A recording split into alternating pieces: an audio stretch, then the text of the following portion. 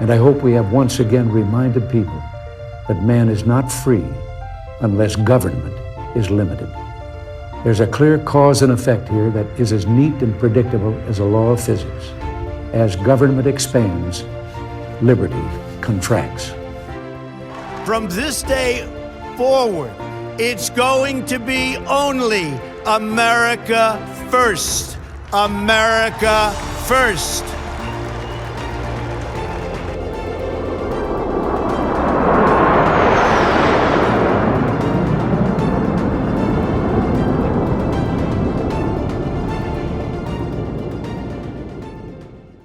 It's me. It's the Liberty Popcast. We are back. It is the 23rd day of February, 2024. I now select only readers that match my decor, you see. So I have to be very careful to only inhabit places that are compatible with my eyewear at all times. Izquierda, derecha, left, right. So here in the Liberty Podcast, we're all about derecha, right, the right, being right. And we usually are. That's the way it is, right? That's the way it should be. Hey, I am reporting to you today from a somewhat undisclosed location. Let's just say it's south of my normal home studio. But it's a comfortable environment, and hopefully the dog will remain properly sedated during the next 28 minutes or so. So, you know, I had to travel here by air, commercial air. And, you know, you forget how insane this whole theater of security is at airports, you know, until you encounter it once again for the umpteenth time. So how many years has it been since they banned liquids over a certain arbitrary fluid ounce amount? I think it's 3.3 fluid ounces. Has it been since, I want to say 2006, maybe? Somewhere in there. Let's just say it's been easily 15 years or more since TSA has banned carry-ons containing liquids like a bottle of water or some shampoo or, you know, some cologne, you know, whatever it may be. So recently I was traveling through the Raleigh-Durham International Airport, and boy, do they have some state-of-the-art x-ray machines in there now. And, you know, I was minding my own business, pushing my possessions into the machine and hoping that, you know, I hadn't forgotten to remove my multiple collection of personal firearms before I left the house. And wouldn't you know it, my carry-on bag, my computer bag, is taken aside for further inspection. And what do they discover in my bag that has created a bit of a ruckus with the TSA? By the way, my TSA agent was wearing a mask, little snowflake that she is. You know, she's taking on the terrorists, but she just wants to make sure she doesn't catch their colds, I guess. I don't know. Anyway, she comes to me, she raffles through my bag, you know, as if there is no presumption of privacy in this world. And she comes away with this bottle of hair care product. It's quite a fine bottle of hair care product, I might add. But for some reason, I had overlooked the fact that, by golly, I think it's about a 5-ounce bottle. Well, it had to go. She wanted me to know if I was going to surrender it, or did I want to go check my bag and go stand in another line to save a 5-ounce bottle of hair care product. And I said, no, thank you. Have a nice day. The point of this little tale is not that it was that inconveniencing. It was actually kind of hilarious when you think that they're still combating air terrorism by requiring you to remove certain hair care products from your bag for the safety of those around you. They're still doing that, and yet you can turn on any medium you want today at this very hour, television, live streaming, whatever it is, and you will see hundreds, if not thousands, of illegal immigrants surging over the U.S.-Mexico border. They can bring anything they want in their backpacks. I mean, and they do, believe me. They bring illicit drugs. They bring cash. They bring anything they want, booze, snacks, you name it. No problems, no questions asked. But your humble correspondent, a tax-paying, law-abiding citizen, a native-born American, is nabbed for daring to try to sneak aboard a commercial aircraft with a 5-ounce bottle of hair care product. And no, it's not anything to remove this gray. It's just a little bit of a spray, don't you know? So I've been without it and quite at odds because you got to keep the hair ready for the podcast at all times. And a lot of show prep starts with the hair, and then we do the backdrop, and then we select the wardrobe. And there's a lot that goes into this, folks. And it's worth it though, because I make the big bucks doing this. Believe me, it's obscene. Anyway, hey, let's get right to the news of substance. Now, this is very interesting. A new piece by the unparalleled Victor Davis Hanson, who is a scholar and author and one of the great conservative voices of our time.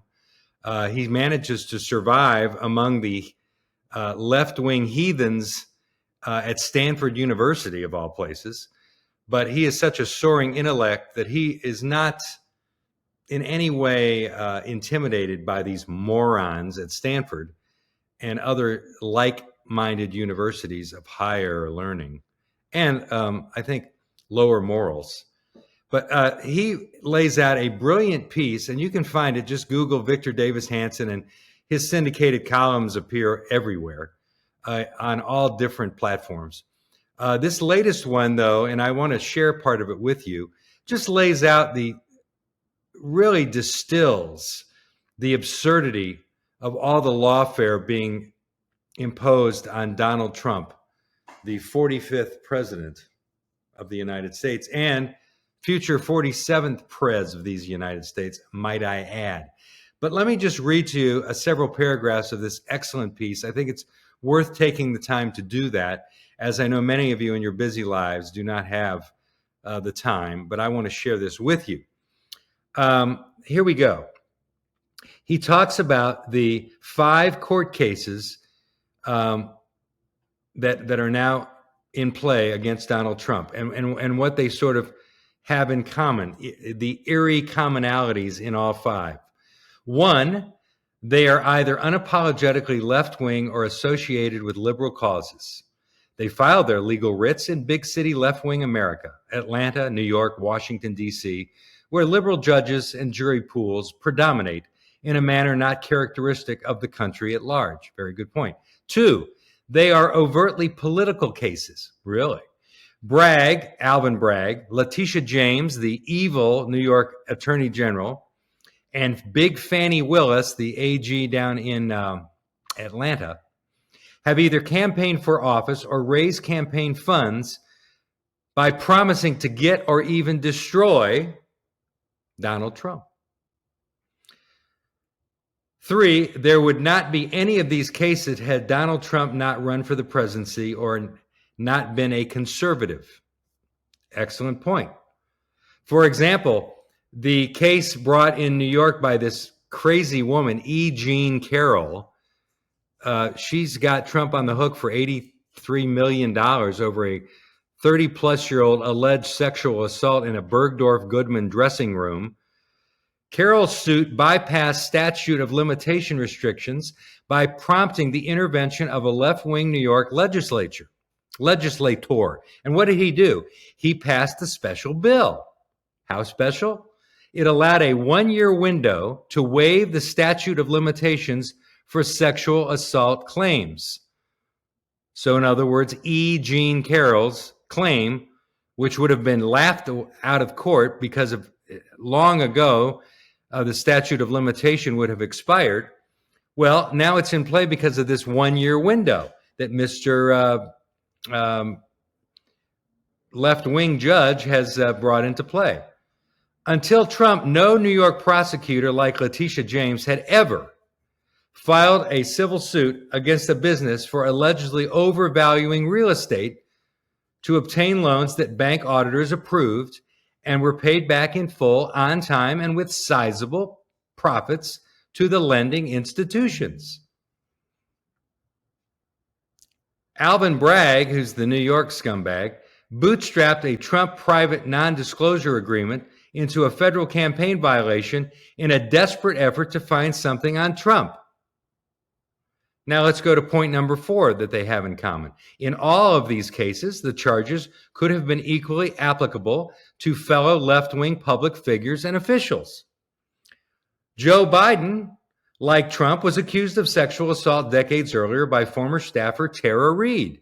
Yet Reade was torn apart by the media and the left for inconsistencies in her memory. By contrast, the wildly inconsistent and amnesiac E. Jean Carroll won, as I said, $83 million, to be determined, of course, subject to appeal, and it will be. Let's go down the line here. These lawfare cases are part of other efforts that were highly partisan and without merit.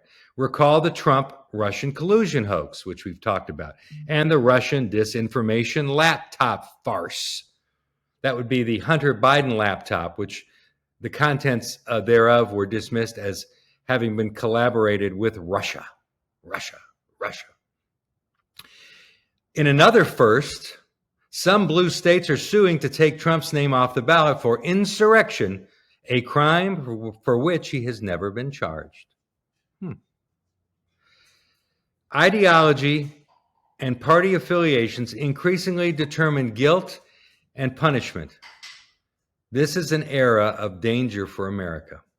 Opponents are first targeted, and then laws are twisted and redefined to convict them. In this case, Donald Trump. The left is waging lawfare with the implicit message to political opponents: either keep quiet or suffer the consequences. I suggest you go read the Victor Davis Hanson piece in its entirety. It is an excellent overview of exactly the insanity that we are seeing play out in the overzealous, Trump deranged side of the aisle, not the aisle, of the whole spectrum that is taking up. How much time and money is all this nonsense taking up? When you think about it, it's nuts. Makes me want to throw up. Now, another very close observer of our culture and its decline is a young man named Charlie Kirk. He founded an organization called Turning Point USA over a decade ago. It has gone onto college campuses en masse and opened the eyes of these young snowflakes as to the perils of socialism and Marxism and all the isms that now infect our college campuses. And Charlie takes a conservative message. He brings the Constitution to life through his surrogates on these campuses and tries to show these young people that they have a country they can be proud of, should be proud of, and must now defend as never before. His movement has been wildly successful, but it has a long way to go. He also hosts a daily live-streamed news and analysis show, The Charlie Kirk Show, aptly named, I think. He brought to our attention in one of yesterday's segments a topic that fascinated me, and I had not really thought about it, and perhaps you haven't either. And it is this. We hear a lot now daily about the imminent threat of artificial intelligence on so many levels to our culture, to our children, to our education systems, to technology in general, to misinformation and disinformation on the side of the left, how AI will help them ramp up their campaigns to really poison the minds of the public at large. These sponges on the left who long to be told what to do, long to be told what vaccines to receive and when. Artificial intelligence, which is out of the barn, the horse is out of the barn. It is in full gallop now, and we know that it's not going away. So we have to accept both the ways that it can have some positive impact, but all of the many ways that it is dangerous and must be closely monitored and probably at some point regulated. So what Charlie was talking about in one of his segments yesterday on his wonderful show, which you can find at Real America's Voice online every day at noon Eastern Time, the Charlie Kirk Show. He was talking, about how AI is being adapted by search engine companies like Google. Google has rolled out something called Gemini. Google Gemini is just like the Google that we've always used as a search engine, many of us. But now Gemini adds the element of artificial intelligence to help us remain informed, to help us with our research, to help us answer questions about everyday life, both simple, basic questions like, in what year was something founded, or in what year was some celebrity born, all the way to very more serious questions that now are being promoted by the left, like social justice, systemic racism, transgenderism, all the things that they are totally invested in and somewhat obsessed by, I would say, to the point of being very ill.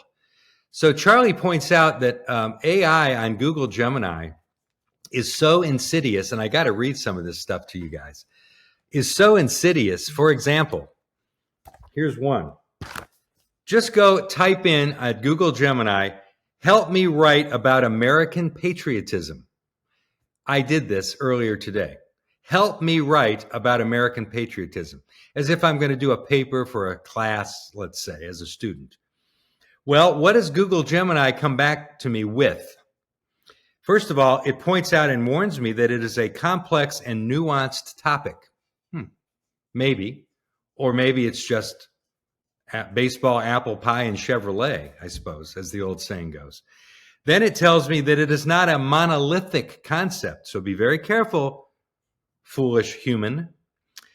And then it advises me that I might want to discuss how some view patriotism as blind nationalism. Here we go. And then it suggests that I explore the tensions between patriotism and social justice. Social justice. Charlie points out that what was happening with AI when it was first used in search engines was that it was giving correct answers, which the left, including all the people that work for companies like Google, were saying, wait a minute, it's providing correct answers to everyday questions, which are racist and sexist. We can't have that. So they went in and they started tweaking AI so that it would start to become politically correct in its responses, regardless of facts and realities. So in other words, try to get Gemini to generate for you images of white people. It's impossible. Type in as a search, happy white man and white woman. You won't see any white people come back in the images. Very few. There will mostly be multiracial couples every single time. You can't make it up. Try it for yourself. It's unbelievable. It will become, as Charlie warns, the fact-checking engine for social media posts. So if you think it's tough now to keep your content posted, just wait till AI starts sinking its teeth into it. It is, as he describes it, a woke nuclear weapon, the likes of which we may have never seen. So keep that in mind as you start to use AI for search. Now, you don't have to, but I think ultimately what we now call Google Gemini will ultimately just morph into everyday Google, and AI will literally be infiltrating all of our social media interactions, all of our online interactions, and we're going to have to be very careful going forward as never before with what is coming back. Now, you and I have functioning brains because we're not on the left. We're not snowflakes at universities. We're not these woke school teachers and professors. So we don't have to worry. I mean, our red flags will be coming up right and left when we run these searches. But for the average idiots out there, they are going to be taking a step back when they think about patriotism and love of country, because Google Gemini is going to tell them that it's very nuanced and complex. And don't think that it's just something that lives inside you. Maybe you should rethink it, you racist. That's right, you racist. Now, folks, I just want to close by reminding you that today is the 8th day of early voting. 8th day. And we've got 7 more to go until March 2, which is a Saturday, a week from tomorrow. Week from, I should not use today and tomorrow on the podcast. A week from February 24 will be March 2, which will be the last full day of early voting at 2 locations in Moore County. And then, of course, we have that thing called Election Day, which used to be sufficient for voting, which is on Tuesday, 5 March. That'll be 13 hours of voting from 6:30 in the morning till 7:30 at night. Now, we know we have many important primaries going on as we speak across the state, governor, lieutenant governor. I think there are 11 candidates or something like that for a lieutenant governor. It's ridiculous. But we have 3 Republicans running for governor, Mark Robinson, Dale Folwell, and Bill Graham. Not Billy Graham, by the way, Bill Graham. And keep an eye on how the winds are changing for the fortunes of the Dale Folwell campaign for governor. He is our sitting state treasurer, perhaps the best, most accomplished state treasurer in the nation. But many people in the community, of course, are all abuzz Twitter about the school board races, in which there are 2 incumbents seeking re-election, Robert Levy and David Hensley. There's actually a 3rd incumbent. His name is Philip Holmes, but he applied for to be put on the ballot for re-election and then decided that he was no longer interested in running. So his name's on the ballot. He's all but begging people not to vote for him because he really doesn't want to be reelected to the board. And that's just fine, I guess. But there's a lot of trouble brewing, because what's happening here is that the establishment Republicans in Moore County have decided that they've had enough of David Hensley and his ardent reform of public education, his pointed questions about curricula and budgeting and other policies, and his insistence that there be transparency when the board conducts its business, and that items not be automatically placed on what is called a consent agenda to be voted up or down without any discussion in public. David isn't for these things, and we should be for him as a result. But the establishment Republicans are saying, no. We need to replace him. He needs to be punished. He's been impolite to the board chairman. Oh, goodness gracious. What is this? A church social? No, this is education reform. Here goes the dog. He's anti-reform, but he's a good boy, and he's going to stop barking right now. Aren't you? Yes, he is. Anyway, David Hensley is the subject of something of a smear campaign by the establishment Republicans, who have deliberately not endorsed him. They got 8 people in a room to decide who to endorse in 4 school board races, literally as the Republican choices. And they selected a novice, unknown, mystery candidate running against David in District 4. So I suggest that you really do your homework and do not just allow yourself to be spoon-fed these endorsements, but get to know the candidates, go to early voting. You might actually meet some of them. David has his own campaign machine in full swing. He will outspend and outthink and out-deploy his opponents easily. That was never in doubt. But you need to listen and understand what's at stake. The school board may very well be flipped back to sort of a wishy-washy, down the middle, possibly even left-leaning school board that will seek to undo many of the reforms that have already taken place. And if that happens, be forewarned to all you lefties that we'll be right back in your face, right back exposing, shedding the light of day on your plan to subvert education, to promote gender dysphoria among children, to exclude parents from the education process, and to hijack our curriculum with woke nonsense that we do not want our children coming anywhere near, with graphically, sexually graphic and violent library books, which you seem to defend to the death over almost to the exclusion of almost everything else. And it makes no sense, but it's the world we live in. So vote as an informed Republican, folks. Remember that. Be an informed Republican. Don't be spoon-fed, and don't rely on the party writ large to advise you for whom to vote in this election or any election, and not just in the school board races, but across the board. Now, the Republican establishment cannot and will not endorse candidates in partisan races. The school board race arbitrarily and stupidly is designated as nonpartisan. Makes no sense. So be alert, be informed as we face 7 more days of early voting. What can possibly go wrong with all these ballots sitting around in God knows what kind of secure or insecure locations.